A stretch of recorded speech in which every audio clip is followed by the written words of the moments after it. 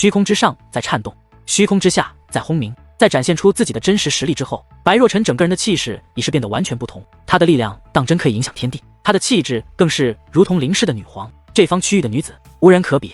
突然，白若晨眼神变得凌厉，在其额头的地字光芒四射之间，那萦绕在周身的帝王之气便化作无形的猛兽，排山倒海一般向王静之攻杀而去。住手！面对那凶猛来的攻势，王静之突然暴喝一声，随后说道：“若晨师妹，我认输，认输！”王静之此话一出，人群之中顿时掀起轩然大波，感觉有些不可思议。虽然此刻的白若晨通过地级血脉已经将修为提升到了与王静之一样的6品武王，并且战力的确比之前强了很多，可王静之也并非必败无疑。眼下王静之连交手都不肯便认输，这与先前他的嚣张态度反差之大，简直超乎想象，这自然让人感到吃惊。若晨师妹，你赢了，先前是我王静之不自量力，多有得罪，还望不要见怪。王静之对着白若晨抱拳叩礼，说完这句话后转身就走，眨眼之间已是消失不见。王静之向来自负，怎么会主动认输？龙晨父不解地说道，并非是王静之觉得自己不如白若晨才认输，只是他不敢不再与白若晨交战。羽化宗长老说道，不敢。龙晨义以及龙晨父等羽化部的人都看向了长老。4大地族与九世不同，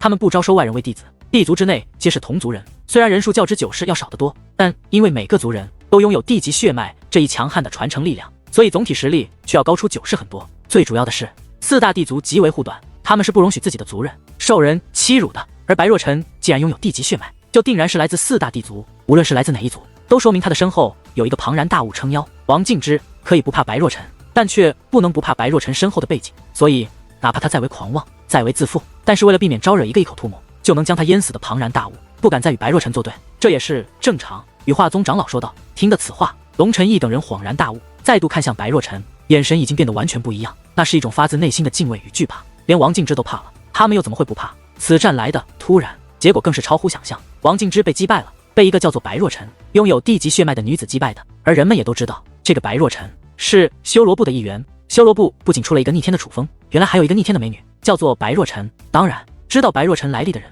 可不仅仅会惊叹白若晨的厉害，也会不由自主地想起白若晨的母亲羽化宗的宗主夫人，这本就是一个神秘而厉害的女人。进入羽化宗没几年，便已名扬四海的人物，在得知原来白若晨是拥有地级血脉之后，人们就不得不去想白若晨的亲生父亲是谁，或者说白若晨的母亲也是来自地族的人。虽然表面来看羽化宗宗主娶了这么一个厉害的女人是一件令人羡慕的事，但是明眼之人却不这么觉得。无论是白若晨的父亲是来自地族，还是白若晨的母亲是来自地族，但只要与地族有关系，这对于羽化宗宗主来说就未必是一件好事，因为地族不仅强大，并且地族的血脉往往也是不允许外传的。若是有人与地族之人有染，往往非福而是祸。此刻楚风等人已经回到了修罗殿，这一战他们不仅大获全胜，还让世人也包括他们自己见识到了白若晨的强大，修罗部的名声再度名扬，甚至就在今日就又有大批的弟子想要加入修罗部。修罗部的发展速度简直是绝无仅有，并且势不可挡。想不到你这个丫头这么厉害，原来当初你是让着我的，亏我还洋洋得意了好一会，搞了半天我远不如你。楚风的客厅内，楚风看着那正在端坐饮茶的白若晨，以玩笑的语气说道。事到如今，楚风终于明白为什么自己的母亲嫁给了羽化宗宗主，但白若晨却不承认羽化宗宗主是他的父亲了。很显然，这并非白若晨自傲，而是他有这个本钱。假设白若晨的亲生父亲乃是来自地族之人，那么在他眼中，羽化宗宗主也就自然不配做他的父亲，哪怕是养父也不行。而楚风观察力强，分析力也强，所以在他看来，不管白若晨的父亲是不是来自地族，但至少是位厉害的人物才对，否则白若晨不会这般。少开我玩笑，你那雷霆比我的地级血脉还厉害，若是同等修为，我根本无法与你抗衡。你我相比，谁强谁弱，咱们都心知肚明。白若晨瞥了楚风一眼，但是嘴角却挂着迷人的笑容。虽然这白若晨平时冷冰冰的，是个标准的冰霜美人，但是楚风不得不承认，她这一笑起来还真美的像个妖精，有摄人心魄的魅力。楚风，想不到你这修罗部内还藏了这样一个厉害的天才。突然之间，一道爽朗的笑声自门外缓缓传来，听的是魏长老的声音。楚风赶忙与白若晨走了出去，见到果然是魏长老登门，二人便一同施礼。不必客气，真是天生丽质，潜力无限啊，难怪当日能够在苍冥药园获得那么好的成绩。魏长老打量了一下白若晨，欣赏的点了点头。长老过奖了。白若晨谦虚的说道。刚进入青木山便夺得青木继承榜第9的位置，过不了多久整个青木山就都会知道你的厉害，所以你也就不必谦虚了，学学楚风，该出手时就出手，锋芒毕露，在青木山也许不是一件坏事。魏长老和善的笑道，而话语之中却又另含深意。多谢长老提醒，若晨知道了。白若晨点了点头。楚风啊，今日来此其实我是有事找你。与白若晨寒暄几句后，魏长老将目光投向了楚风，不知长老何事？楚风问道。想不想开开眼界，见一见黄袍界灵师？魏长老说道。魏长老，莫非是红魔长老出关了？楚风面带喜色的问道。他与魏长老长谈过，对于炼药部的情况已经基本了解。他知道炼药部共有3位当家长老，除了魏长老外，还有一个叫做周全的长老，而那个挑衅楚风的野禽，就是周全长老邀请到炼药部的。除了他们2人外，还有一位红魔长老。这位血魔长老相传是一位炼药天才，他在结界之术方面投入了大量的时间。如果说修武与结界修炼到极致，都能获得强大的力量，那么红魔长老就是一位以结界为主，并且取得了不凡成绩的人。红魔长老乃是炼药部的主事人，用句俗话来说，就是所谓的大当家。而这红魔长老也是一位黄袍界灵师，的确是红魔长老出关了。不过我所说的开开眼界，可不只是带你见见红魔长老这么简单。红魔长老有一位老朋友，他这个老朋友不仅与红魔长老一样，也是一位黄袍界灵师，并且他还是界师联盟的当家界灵师之一。而这位强大的界灵师名为司马火烈，这司马火烈现在就住在青木领域的九灵洞天之内。红魔长老此次出关，收到了司马火烈的邀请函，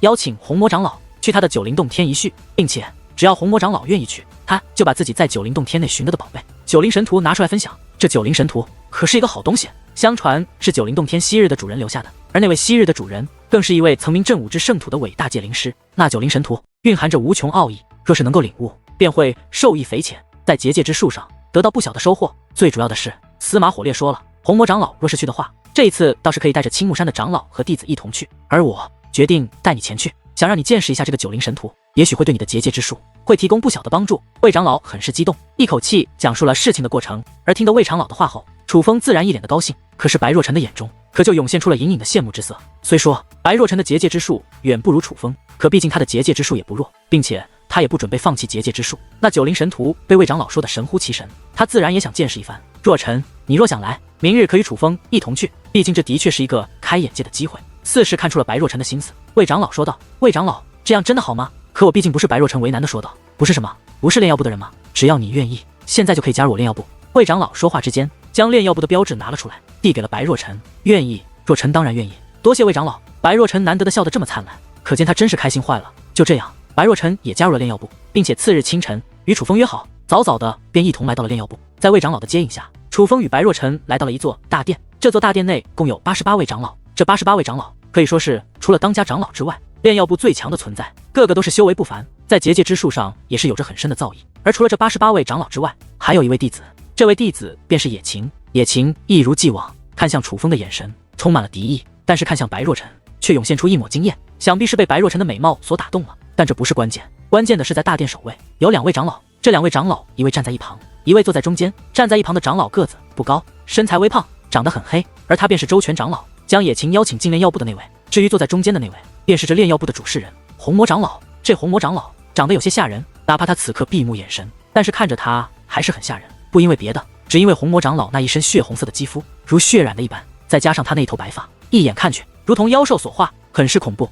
而红魔长老之所以会这样，那也是有原因的，据说乃是炼药所致。不过不管长相如何，这红魔长老绝对是一位了不起的界灵师。从魏长老提到他之时那敬畏的语气，就能看得出来，这红魔长老很有实力。弟子楚风，弟子白若晨，拜见诸位长老。进入大殿，楚风与白若晨跟在魏长老的身后，一同施礼说道：老魏，你这是什么意思？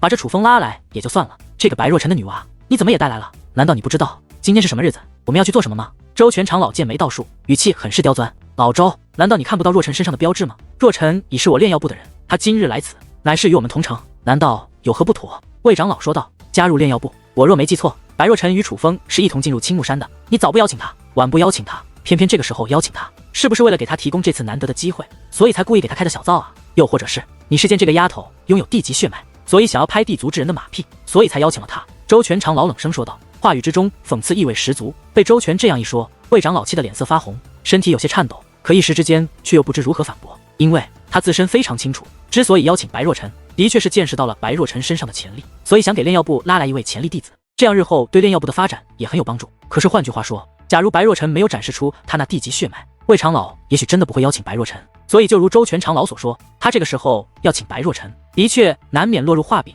这一刻，白若晨也很是不悦，被一个长老这样来说，他自然满心怒火。可是哪怕他在自傲，却也分得清场合，在这种时候，他也不敢多说什么。周全长老，弟子不才，有一个问题想要问您。然而就在这时，楚风却是突然开口了。楚风，你有什么问题？周全长老看向楚风，眼中也没有丝毫的友善，而楚风却不管这些，而是面带淡淡笑意，从容不迫地说道：我想问您，白若晨也好，我也好，在座的诸位长老也好，在您眼中，我们可是一家人？周长老目光微微闪动，老谋深算的他能够听出楚风这是话中有话，所以沉思了一番后，他说道：“我们同在青木山，自然算是一家人。既是一家人，又何必计较这么多呢？难道说让家人去开开眼界，让他有增强实力的机会，这不是一件好事吗？”楚风再度问道，话语刁钻，却又面带笑意。听得此话，周全长老顿时脸色微变，哑口无言，一时之间不知该说些什么，但是心中却是堵闷的不得了。这也难怪他说不出话，因为他无形之间已经掉入了楚风的套，现在已然入套，还能说什么？只能说楚风无形之间扇了周全长老一个大耳光，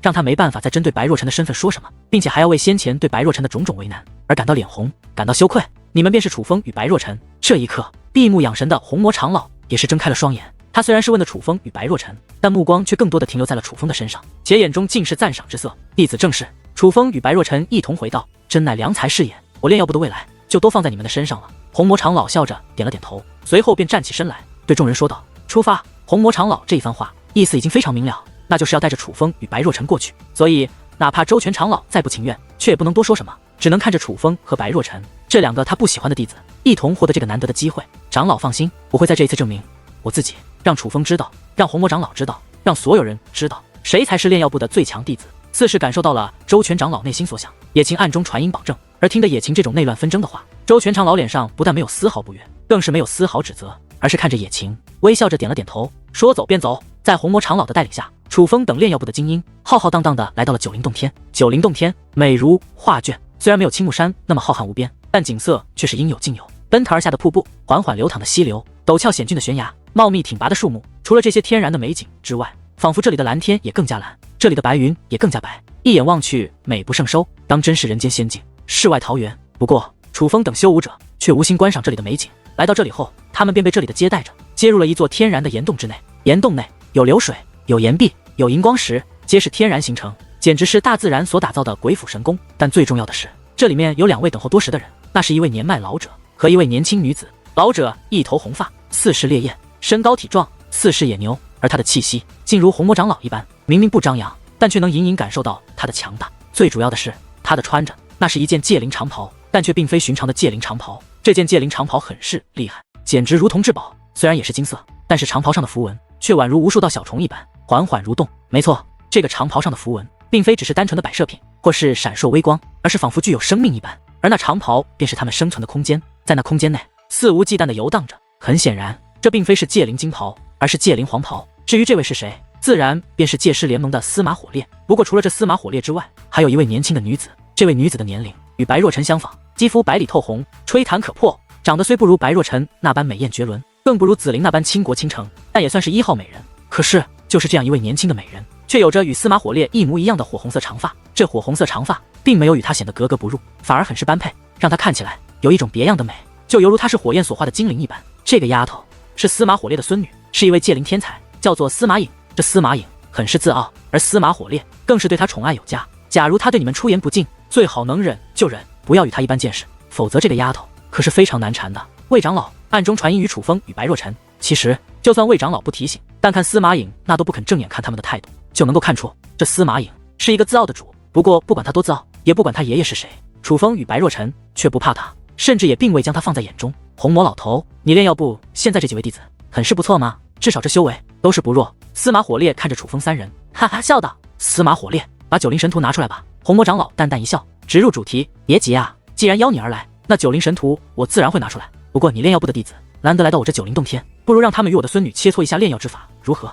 司马火烈笑眯眯的道。听得此话，炼药部的众位长老皆是眉头微皱。虽然来此之前已经预料到会有这样一幕，但却没有想到这一幕会来得这么快。炼药部虽然以炼药为主，并且野晴与楚风在结界之术上也的确有着很深的造诣，但是若让他们与司马颖比拼炼药之法，他们真是没底。不因别的，只因为司马颖的爷爷可是戒师联盟的人。戒师联盟是什么地方？那可是掌握着最强大戒灵师与最强大戒灵之法的地方。而这司马火烈更是专攻炼药之法，所以他的炼药之法就算没有登峰造极，那也是极为顶尖的存在。由他一手教导出来的戒灵天才，那炼药之法的程度根不用想也会知道会恐怖的何种地步。周全长老野晴可愿与司马颖小友切磋一番。红魔长老斟酌一番后，看向了野晴，回红魔长老：“野晴愿意与司马颖小姐切磋。”野晴抱拳说道。而见红魔长老选择野晴，炼药部的众位长老脸上的担心之色倒也减少了许多。虽说他们本就没有自信，可若是楚风、白若晨、野晴三人之中选出一位的话，倒也的确是野晴最为合适。毕竟野晴来到炼药部已有一定时间，周全长老更是视他为接班人一般，所以野晴已经得到了他炼药部的一部分真传。与司马颖斗，就算败，但也至少不会败得太丢人。司马颖小姐，就由我野晴来与你切磋一番吧。野晴走了出来，并且说话之间取出一道炼药鼎，摆放在了自己的身前，已经做好了炼药的准备，随便是谁都无所谓，反正你们的结果都一样，难免一败。司马颖轻蔑的一笑，竟没有正眼看野晴一眼。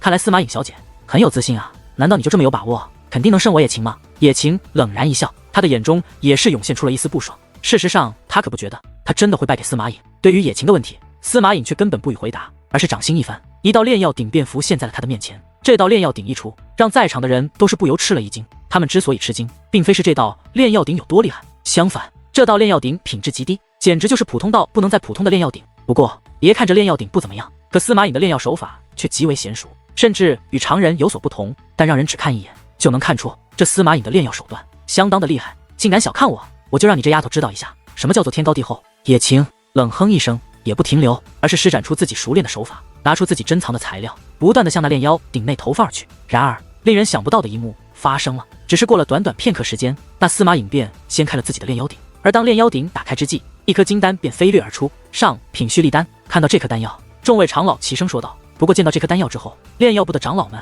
脸上则是多出了一份期待。他们都认识这颗丹药，名为上品蓄力丹，是在修武者体力消耗太多之时，用来补充体力所用。这颗上品蓄力丹品质不低，而炼制难度自然也不低，金袍以下的界灵师根本不可能炼制出。但是算算司马颖的时间，炼制出这颗蓄力丹倒也合情合理，并没有太多的惊喜。所以说黑琴有机会了，只要黑琴能够在短时间内炼制丹药成功，并且炼制出一颗品质高出这蓄力丹的丹药，就有机会获胜。只要想到黑琴能够代表炼药部胜过司马火烈的妖孽孙女司马颖，这叫炼药部的众位长老怎么能不为之窃喜？然而就在这时，令人想不到的一幕发生了。只见司马颖手腕一转，无数道如同倒射的雨点一般飞掠而出。而当那金光停止之际，炼药部的众位长老皆是面容大变，哪怕是3位当家长老也是眼前一亮。那金光皆是上品蓄力丹，数量之多，竟足有100颗。如果说在这个时间内炼制出一颗上品蓄力丹已经算是不错，但是在这个时间内炼制出100颗上品蓄力丹，这可就是非同小可，甚至是不可思议的事情了。至少炼药部的在场诸位长老之中，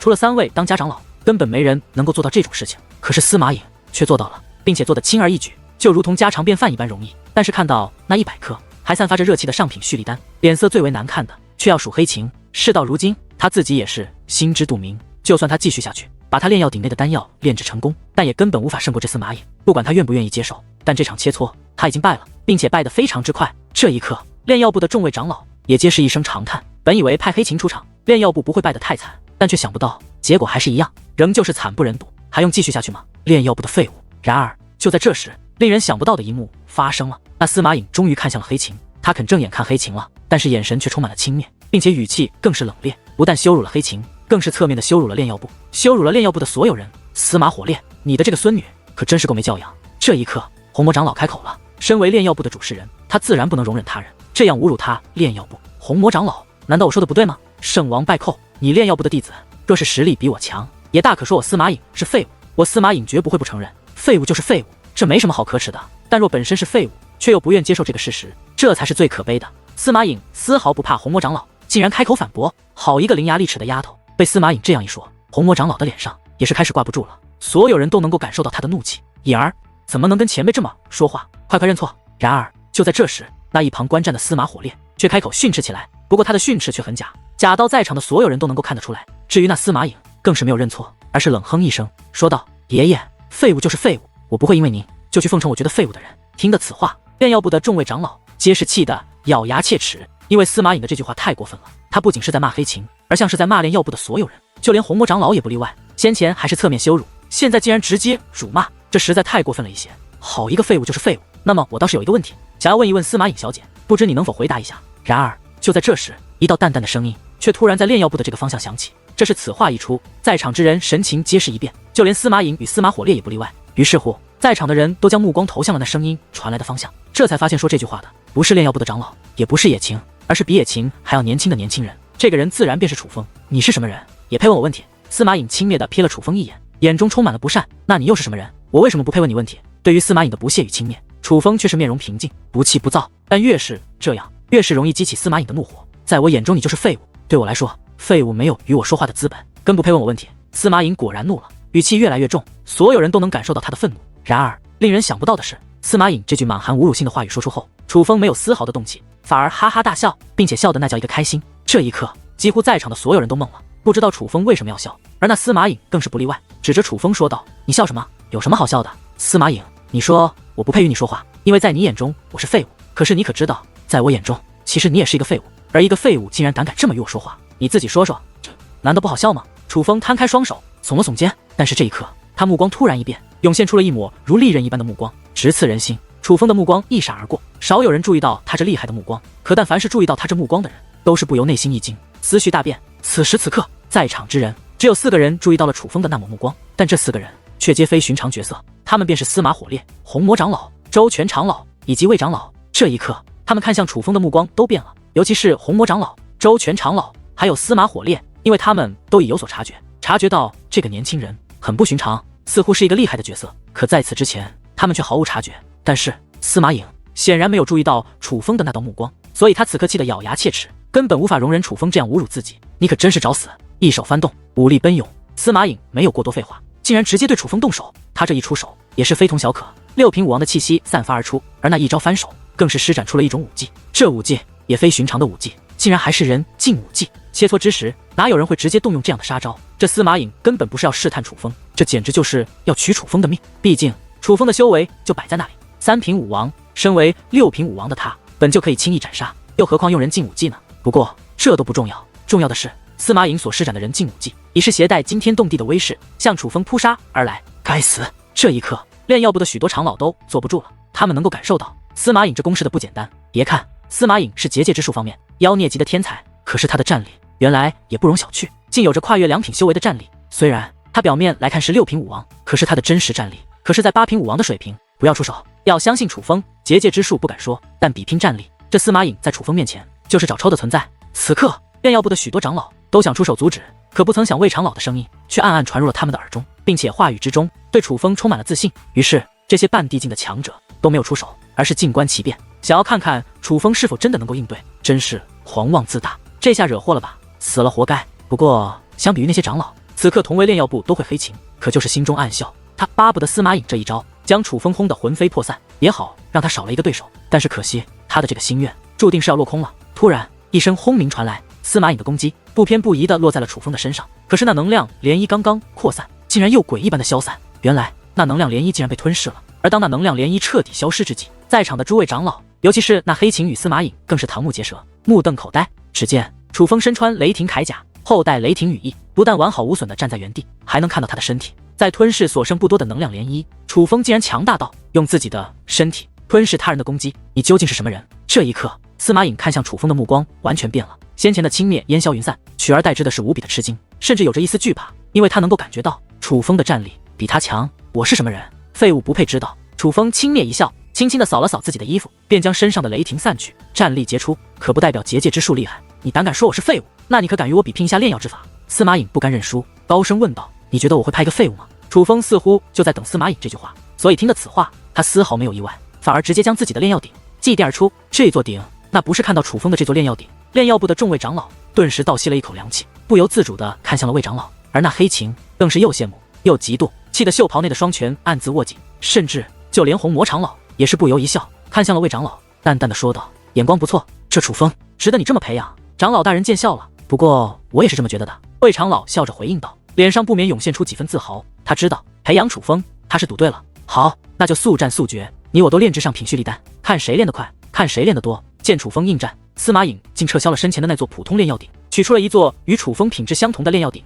见到这一幕，黑琴更是气得咬牙切齿，因为所有人都能够看出来，司马颖之所以如此，那是因为他不敢轻敌。他对楚风已经开始重视，可是先前对黑琴却那般轻蔑，那般看不起，这叫黑琴如何能不气？竟然炼制上品蓄力丹，这不是欺辱人吗？不过相比于黑琴，炼药部的众位长老都开始为楚风打抱不平。毕竟先前司马颖炼制上品蓄力丹的手段，他们都看到了，只要不是瞎子，都能看出司马颖在炼制上品蓄力丹上下了不少功夫，有着很深的造诣，连在座的80多位长老都不如。他和楚风比这个，司马颖绝对占尽了优势，甚至与耍赖没有太多差异，这不是明摆着欺负人吗？可是眼下他们也没有什么办法，因为不止司马颖已经开始炼制丹药，甚至竟然就连楚风也开始炼制起来。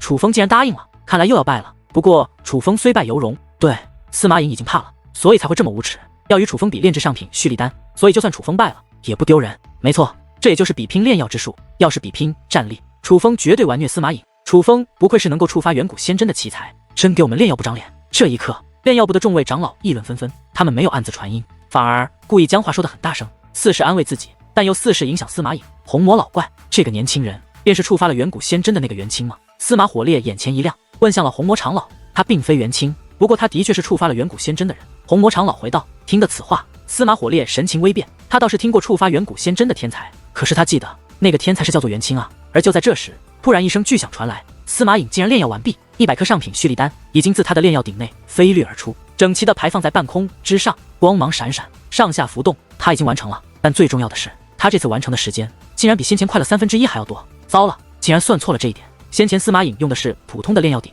可这次试用的却是极品炼药鼎，速度将大大提升。这并非平局，的确是司马颖赢了。见到这一幕，炼药部的众位长老一个个面如死灰，就连红魔长老、魏长老还有周全长老也是眉头微皱，脸色先前的惊喜之色瞬间暗淡了不少。因为司马颖给他们上了一课，他不仅让黑琴败得很惨，看来楚风也是败得很惨。用这么短的时间炼制出这么多丹药，平心而论，恐怕就是魏长老与周全长老这等当家长老也未必能够做到。事到如今，炼药部的所有人不管情不情愿，但却不得不承认，司马颖在结界之术方面的确是一位妖孽，日后必成大器，就算名扬5之圣土也是毫无问题。可不曾想，就在这时，楚风的炼药鼎竟也打开了，并且在那金芒四射之间，足足100颗金色的丹药飞掠而出，漂浮在了半空之上。而那正是上品蓄力丹，并且那品质与司马颖炼制的一模一样。楚风竟然做到了，他真的做到了，不可思议，实在太不可思议了。想不到他不仅战力逆天，炼兵之法高超，竟然炼药之法也这般厉害。看到漂浮在楚风身前的100颗金色丹药，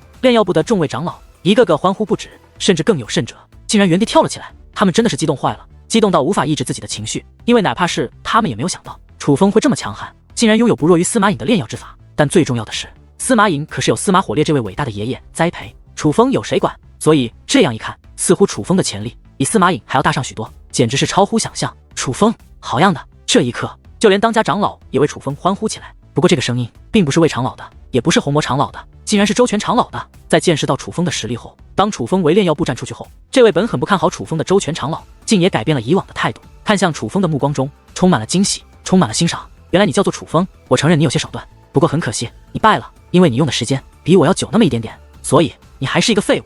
司马颖一脸得意地说道。虽然只是险胜楚风，但这却足以让他拥有侮辱楚风的资本。楚风当众说他是废物，这让他极为愤怒，所以他一定要给予楚风一些的颜色，否则无法平息他的怒火。败了吗？就算败了，也是虽败犹荣。没错，这本就是一场不公平的比试，楚风只是输了一点点时间而已，就算是败了也不丢人。虽然楚风败了，但炼药部的长老却没有一人责怪楚风，并且也没有先前的失望与悲壮，反而一脸的得意洋洋。因为不管胜负如何，楚风已经为炼药部争光，他们都以楚风为荣。你确定是我败了吗？可是对于司马颖的话，楚风却是微微一笑，并且笑得很是讽刺。你我炼制的丹药品质数量皆是一样，但我用的时间比你少，炼制的速度比你快，这就是我赢了。胜负显而易见，所有人都能够看得出来。你休想抵赖，就算你抵赖也没用。见楚风竟然不承认自己失败，司马颖变得激动起来。司马颖小姐，你可给我看好了，到底是谁败了？这一刻，楚风再度一笑，随后袖袍猛然一挥，只听砰的一声，又有20道金光自炼药鼎内飞掠而出。而仔细一看，众人顿时面容大变，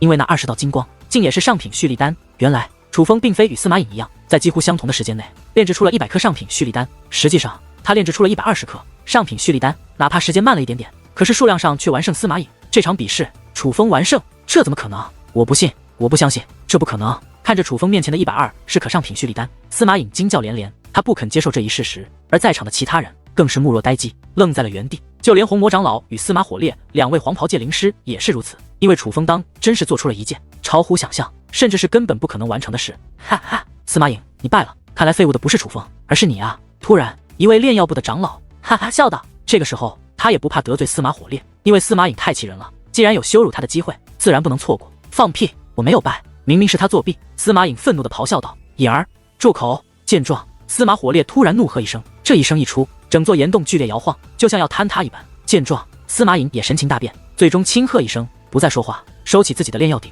站在了一边。这位小友是叫做楚风吧？司马火烈笑眯眯地看向了楚风，眼神之中没有恨意，竟然满是欣赏之色。回前辈，晚辈是叫楚风。楚风回道。不错，红魔老头，你青木山真是幸运，竟然收得这样的弟子。司马火烈哈哈一笑，随后看向众人，说道：“抱歉了，诸位，我这孙女被我宠坏了，坏了她大家的兴致。不过看在她是孩子的份上，就别和她一般见识了。来来来，大家还是见识一下我这九灵神图。毕竟这九灵神图吧，毕竟我能得到这九灵神图，也有红魔老头的功劳。”司马火烈说话之间，将一张古朴的图纸拿了出来。而看到那张古朴的图纸之后，红魔长老等人的眼神全都变了，没人愿意再去追究司马颖的对错，皆是目不转睛地盯着这卷图纸。火烈，快打开看看！红魔长老迫不及待地催促道。没问题。司马火烈连带笑意，说话之间，大袖一挥，那本卷在一起的图纸便化作了2尺宽、100米长的画卷。这幅画卷刻画着美景，但是除了美景，却别无他物。然而就在这时，司马火烈突然意念一动，只见一层金色的气体，如同爆发的火山一般，开始自其体内暴涌而出。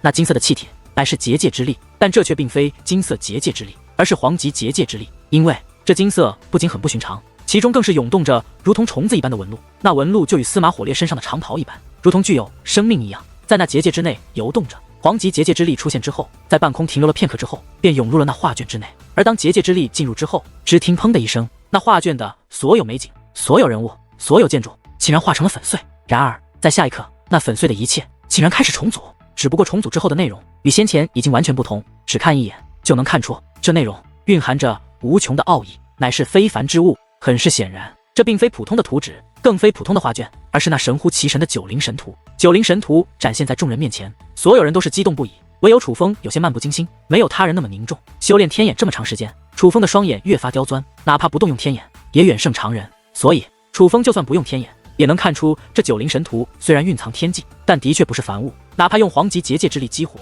也需要付出不小的代价。司马火烈虽然厉害，但是只他一人，恐怕还无法让这九灵神图展现出他本该具备的东西。红魔老头，别看热闹，还不快快助我一臂之力！果不其然，片刻时间过去后，司马火烈已是满头大汗，对着红魔长老高声呼喊道：“你这家伙，我就知道你不会白白找我来，果然是需要我出力，才把我叫过来当苦力。”对于这一幕，红魔长老似是早有预料，不过他也没有太多埋怨，而是身形一纵，飘于半空，随后盘膝而坐，磅礴的黄级结界之力便滚滚而出，流入那九灵神图之内。可是足足2个时辰过去了，两位黄袍界灵师不仅将大量的黄级结界之力灌输到那九灵神图之内，并且皆已满头大汗，甚至脸色有些苍白。而那九灵神图虽然也是有了很大变化，可是却迟迟没有大放异彩，没有被彻底激活。不行啊，火烈，这九灵神图仿佛是个无底洞，在无止境的吞噬你我2人的结界之力。最恶心的是，他好像故意让你我觉得，只要灌输结界之力，便能将它激活。这简直就像是一个圈套，在引你我入局。当年是这样，如今还是这样，虽然程度小了很多，但本质依旧如此。火烈，你不是说你已经破解了这神图内的守护屏障了吗？怎么还是这个样子？这个样子根本无法看到神图的真面目。红魔长老停手了，并且话语之中尽是埋怨。红魔老头，这不能怪我呀，这些年我真是无时无刻不在研究这九灵神图，并且获得了不小的进展。我本以为我已经成功了，只要有足够的结界之力，就能打破这层屏障，从而激活九灵神图。不过看来还是不行。司马火烈尴尬地挠了挠头。火烈，搞了半天你也没把握呀，那如今你怎么办？这是要让我们白来一趟吗？红魔长老有些坐不住了，他有一种上当了的感觉。而事到如今，楚风等人也算是听明白了，这九灵神图虽然神乎其神，但很显然想要看到其中的内容，却也并没有那么简单。至少这2位黄袍界灵师也都没有打开他的能力。想到此处，在场之人，包括楚风与白若晨在内，脸上都或多或少地涌现出了一抹失望之色。红魔老头，别急啊，我既然叫你来此，自然是有一定把握的。来来来，不信你看看此图，若是按照此阵来布，定能破开这九灵神图内的守护屏障。司马火烈说话之间，从怀中再度拿出一张古朴的图纸，递给了红魔长老。红魔长老起初半信半疑，但看过图纸上的内容后，顿时眼前一亮，说道：“火烈，你是在哪里搞来的这座阵法？莫非是你向界师联盟求助了？身为堂堂黄袍界灵师，我怎么可能向他人求助？这是我在九灵洞天内寻得的，想必定是这九灵神图的主人所留，只是我发现的晚了一些。怎么样，要不要多留几日，与我一同布置此阵？只要此阵完成，定能破开九灵神图。”一见神图玄妙，司马火烈说道：“此阵的确很是玄妙，与九灵神图的守护屏障似是一体。既然来了，也不差这几日。”红魔长老点头应道。听得此话，楚风等炼药部的人也都颇为欢喜，大老远的来到此处，一路满心期待，为的就是这九灵神图。若是就这样离开，未免太过郁闷，但若是有机会见识九灵神图的神奇，就算在此多留几天，那又如何？决定之后，楚风等人便纷纷留下。不过因为司马火烈要与红魔长老要留在这岩洞内布置阵法，司马颖又不屑招待楚风等人，所以安排楚风等人吃住的任务便落在了九灵洞天那些仆人的身上。在仆人的安排下，楚风落脚到了一处景色不错的悬崖边，悬崖上有竹制的木屋，对面便是飞流瀑布，风景很是宜人。不过此刻楚风却没有心情观看美景，因为他要招待3位客人，其中1位是白若晨，而另外2位便是魏长老与周全长老。楚风，小友，之前老夫愚钝，对你有所偏见，还望不要介意。周全长老一脸惭愧地说道。在见识到楚风的炼丹之法后，他对楚风已经刮目相看，为自己先前的所作所为感到后悔不已。这次来此，就是专程向楚风道歉的。身为一个堂堂当家长老，竟能够做到向一位弟子低头，此般诚意，可见一斑。周长老说的这是哪里话？您是长老，弟子有什么不对？您理当提出才是。倒是弟子没有细心听教，是弟子不对。楚风笑着迎合，他并非是怕周全长老才这样，只是他能感觉到周全长老对他态度的改变。这周全长老是真心想与楚风交好，正所谓得饶人处且饶人。周全长老真心求好，楚风没必要不接受，毕竟对方是未当家长老，而且他们还同在炼药部，能够交好乃是好事。好了，周全，楚风可不是小肚鸡肠的人，这些事就不要再提了。魏长老哈哈一笑，周全能够这般看好楚风，他也很是高兴。楚风，真是想不到你的炼药之法这么厉害，尤其是对上品蓄力丹的炼制，简直比我与周全还要擅长。不知你是从何学的？周全长老问道。是啊，楚风，是谁传授的你如此精妙的炼药之法，竟能在那么短的时间内炼制出那么多上品蓄力丹？魏长老也是好奇地问道。见状，楚风有些为难，不过看着两位长老那一脸期待的模样，他又不能不回答。考虑再三，楚风说道：其实这乃是巧合，晚辈曾在一处得到过一炼药之法，而这炼药之法刚好是这上品蓄力丹的炼制之法，而楚风喜好结界之术，所以得到此法，自然专心修炼，早已掌握。今日幸亏司马颖与我比拼的是这上品蓄力丹，若是其他，恐怕输的就是我了。竟有这种事，那这可真是天意啊！是上天要让司马颖那丫头败。哈哈，听得此话，魏长老与周全长老更是哈哈大笑，笑得那叫一个开心。他们都觉得司马颖真是输得够倒霉，而他们就喜欢司马颖这么倒霉。在此之后，两位长老又与楚风聊了好一会才肯离去，而从始至终，白若晨都是站在一旁一言不发，直到两位长老离去后，白若晨才眯着眼睛看着楚风说道：楚风，你在说谎。说谎？楚风不太明白白若晨是什么意思。关于上品蓄力丹，你没有对两位长老说实话。白若晨说道。你怎么知道我没说实话？得知原来白若晨在说这件事，楚风坏坏的笑了。直觉。白若晨道。好吧。楚风摊开双手耸了耸肩，一副你赢了的样子。那真相到底是什么？白若晨问道。你应该知道，我掌握着一种特殊的结界之术，这结界之术有些特殊，所以我不想让两位长老知道。而我这个结界之术其实也没有太大的本事，不过却可以使得我的观察力变得极强，甚至能够达到常人所不能的地步。先前司马颖与黑琴比拼的时候，我就曾用这种结界之术仔细地观察了司马颖的炼药之法以及布阵手段，我学得了他的炼药之法，也学得了他的布阵手段，并且还发现他的炼药之法没问题，但是布置的阵法手段却略有瑕疵，不够完美。所以在我炼制上品蓄力丹的时候，我是套用司马颖的炼药之法，但是布阵上我却做了些修改。其实当时我也是赶鸭子上架，没有太多把握，算是铤而走险赌了一次吧，没想到竟然成功了。其实与其说是司马颖倒霉，倒不如说是我幸运。楚风一脸庆幸地笑着，这一次他说的是实话。不，这并非是运气，而是你的实力，只看一眼就能学会，这可不是一般人能够做到的。由此可见你那结界之法的厉害，还有你对结界之术的领悟之高。白若晨看向楚风的目光变得越发敬佩，尽管早就知道楚风的结界之术厉害，却没有想到楚风强到这种地步。过目不忘不算什么本事，但是只看一眼就能学会，这就太厉害了一些。也是那司马颖的上品蓄力丹，炼制起来简单，若是难一点的炼药之法，我也不可能那么快便学会。毕竟炼药与练兵不同，我很少用丹药来辅助自己，所以对炼药很少有研究。楚风说道。你就别谦虚了，你的实力我了解。楚风，既然你这结界之术这么厉害，那我和你说个正事吧。白若晨说道。什么事？楚风问道。假如这里有一座隐藏的宝藏，你能不能够找出来？白若晨说道。宝藏？哪里？这九灵洞天吗？听得宝藏二字，楚风顿时来了兴趣。看来你对这里的事真的不了解啊。九灵洞天之所以叫做九灵洞天，那是因为这里的主人自封九灵神。相传九灵神不是人，而是一只妖兽，但是他却是一位非常强大的界灵师，并且当初在整个五之圣土都有着极大的名声。九灵神虽是妖兽，但是对结界之术却有着逆天的理解。在其寿命将要终结之时，他回到了当初的故乡，也就是青木领地，并且准备用最后的力量把结界之术的理解，一些无法言传的奥义封印在了这九灵神图之内。但这个消息却不胫而走，传遍了青木领域，这使得当时青木领域的很多人都动了心思。虽然九灵神的名声极盛，鼎盛时期连青木山都不愿招惹，但是考虑到当时的他已是强弩之末，所以有那么一伙人结为联盟，是要抢夺九灵神图，并且最终他们真的找到了九灵神，并且为了九灵神的九灵神图发生了大战。可是他们错了，哪怕九灵神已是强弩之末，不负当年神威，可也不是小兵小将就能够对付的利奥的。相传那一日，九灵神大开杀戒，将所有来犯之人杀得干干净净，一个不留。相传也正是那一日，九灵神图大功告成，九灵神也因功力耗尽而陨落。可是却没有人知道那交战的地方在哪里，也没有人知道九灵神图在哪里，更没有人寻到过九灵神的遗体。而我听说那一战之后，之所以什么都找不到，是因为九灵神在临死之前施展出了被称为禁忌的结界之法，以牺牲自己的肉身为代价，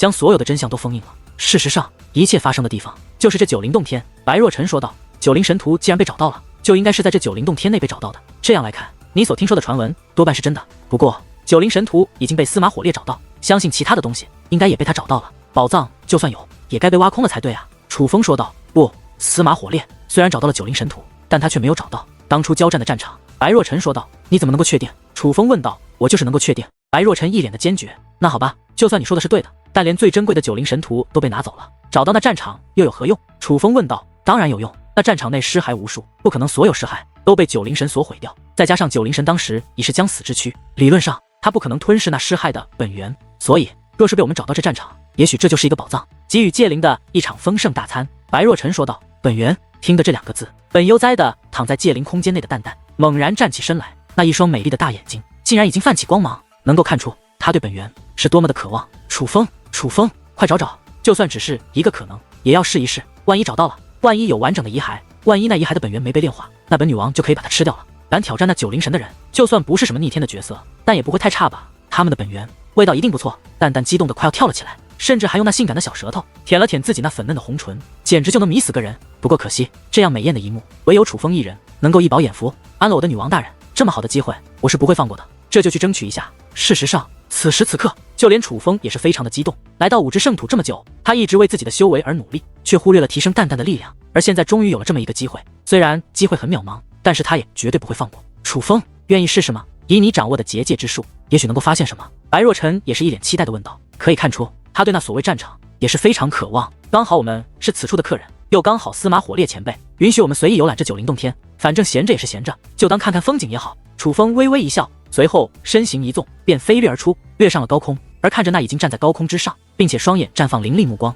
正在向四周仔细观看的楚风，白若晨则是笑着摇了摇头，说道：“说的风轻云淡，结果比谁都心急。”话罢，他也是娇躯一纵，冲着楚风追了过去。九灵洞天其实守卫森严，很多地方都有人把守，不过因为楚风与白若晨是贵客，司马火烈曾亲自下令与这些守护者，所以没有一个人敢拦着楚风与白若晨，哪怕是一些禁地，他们也可以随意而行。再加上九灵洞天不是很大，所以楚风的天眼发挥了极大的功效，只用短短半个时辰，楚风就在一座大山上发现了不寻常。那是一座面积很大的石山，石山不是很高，也不陡峭，但是平行面积却很大，就如同一个四边不等的大石头扣在了大地上一般。这座大山有蹊跷，楚风天眼闪烁，指着那座大山说道：“有何不妥吗？”白若晨仔细观察，几乎使用了自己掌握的所有观察手段，但却并没有发现这座大山有何不妥。假如说那战场还在，那定是此处无疑。楚风并未过多的解释，而是飞身掠下，落在了大山一处隐秘的角落。听得此话，白若晨已然明白楚风的意思，所以他也不再多说什么，而是跟在楚风身后，一切交由楚风办理。楚风觉得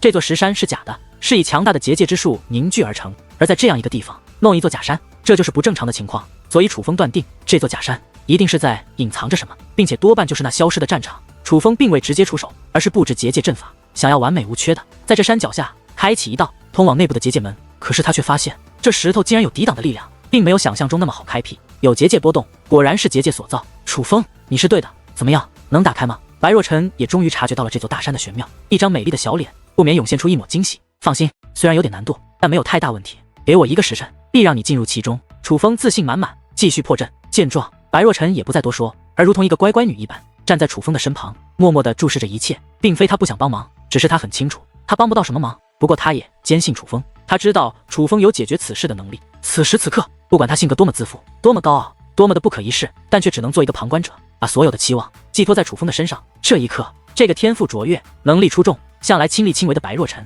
并没有感觉到失落，反而有了一抹放松。其实之前并非是他太过自负，才把所有事都独自揽下，只是没有一个比他更有能力的同龄人能够站在他的身前抗下所有。不过现在有了，楚风就是那个能够帮着白若晨挡下所有难题的人。突然一声闷响传来，在碎石纷飞之际，一道结界大门凝聚在了山脚之下。若晨妹妹，打通了，随我进去瞧瞧吧。成功破解结界，楚风笑眯眯地说道。白若晨点了点头，便直接踏入结界大门。他对楚风非常的相信，所以他坚信楚风是成功了。事实上，楚风并没有让他失望。当二人进入结界通道，自另一面走出后，呈现在他二人眼前的已是另外一个世界。这里一望无边，白茫茫一片，尽是白骨，乃是一座真正的尸海。不过最主要的是，这里的白骨不仅白泽如玉，有的更是光芒大盛，这说明白骨的主人生前非常厉害，应该是半地强者才对。楚风，这里果然是当年的战场，并且留下了许多强者的遗骸。哈哈，这次我们真是不虚此行啊！见到这些白骨，白若晨也是激动不已，甚至难得的大笑起来，并且此时此刻，当他意念一动，一股无形的力量便暴涌出，向那尸骸扑杀而去。他是准备吞噬这些遗骸内的本源。若晨，小心！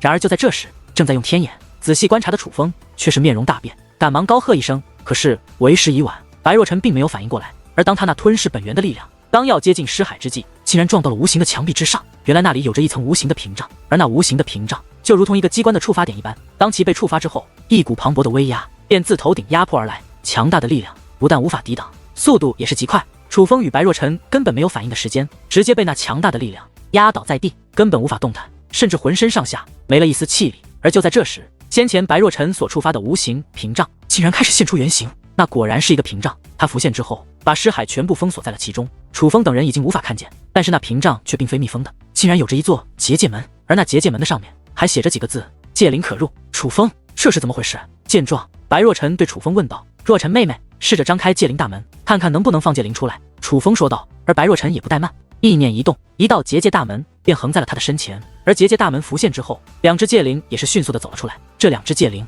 一男一女，皆是身材高大，不仅长得男俊女美，更是散发着一种神圣的气息。仙灵界界灵，这种界灵楚风见识过，紫灵的界灵便是这种。仙灵界界灵很强，算是7灵界之中比较强大的一种。白若晨能拥有这种界灵，便说明他的结界之术也是不弱的，并且这两只界灵的修为也是很强，竟是4品武王，比之白若晨也只是弱了1品而已。主人，我们帮你。两只界灵出现之后，便向白若晨扑了过来，释放出他们强大的力量，想要帮助白若晨解围。好厉害的界灵！这一刻，楚风也是眼前一亮。当那两只界灵释放出力量后，楚风能够感觉到他们的战力竟然也是极强，竟拥有跨越2品境界的实力。这样一算，别看这两只界灵的境界只是4品武王，但是他们的真实战力可就要在6品武王，拥有逆天战力的界灵，这除了蛋蛋之外，楚风还是第一次看见。事到如今，就连楚风也不得不对白若晨刮目相看，因为若不是白若晨有实力，根本不可能收服这么厉害的界灵。两只仙灵界的界灵是放出了那属于他们的强大力量，金芒流转，仙气盎然。可是哪怕如此，他们却根本无法救出白若晨，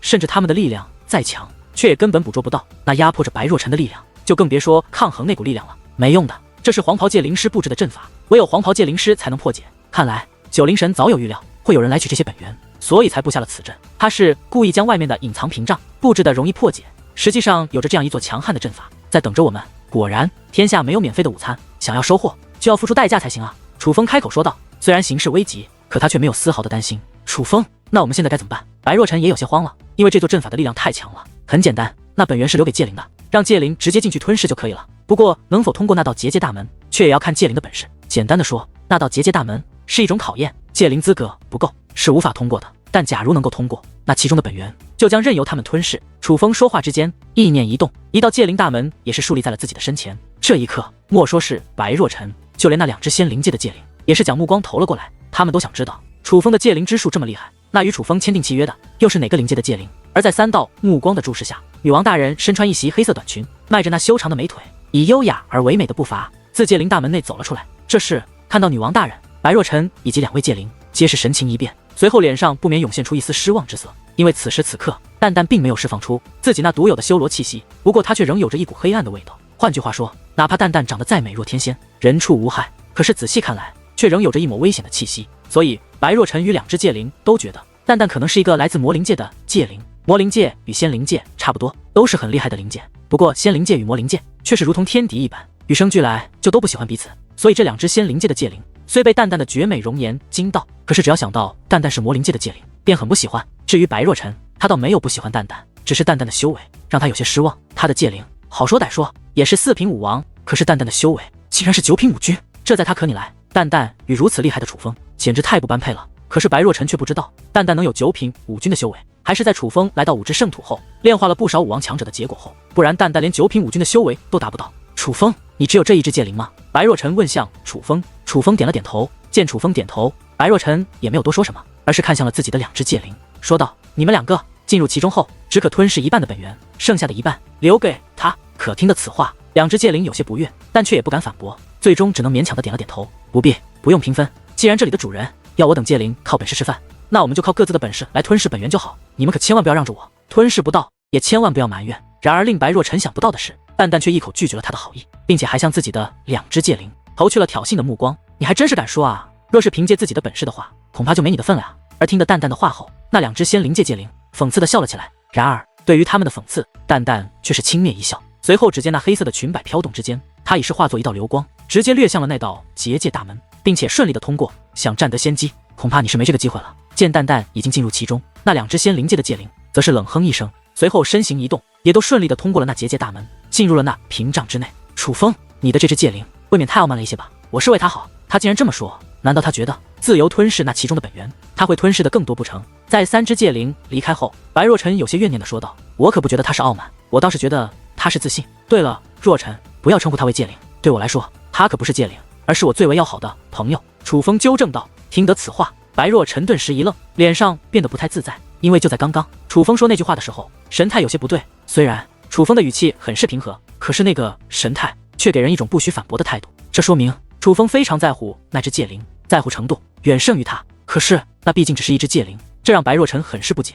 然而就在这时，那股压在楚风与白若晨身上的力量却突然消失，压迫感没了，阵法被破了，压力消失，楚风与白若晨都赶忙站起身来。而就在这时，那道通往尸海的结界大门突然微微蠕动，随后倩影自其中走了出来，而这位正是蛋蛋。此刻的蛋蛋神清气爽，那双绝美的小脸上挂满了甜美的笑意，笑得太过好看，简直能够迷死个人。但最重要的是，蛋蛋此刻的气息已经不再是9品武君，而是5品武王。5品武王比楚风还要高出2品，蛋蛋直接从9品武君提升到了5品武王，可见这里蕴藏的本源当真不俗。见到蛋蛋修为提升，白若晨的脸上也是涌现出期待之色，连蛋蛋都能获得这么多本源，他真的很期待他的2只戒灵修为能够提升到何种境界。按理来说，连蛋蛋都提升了这么多，他的2只戒灵提升的应该更多，就算达到武王巅峰也不是没有可能。那样一来，他的战力也将大大提升。主人，救我们！然而就在白若晨满怀期待之际，2道虚弱的声音却自结界大门内走了出来。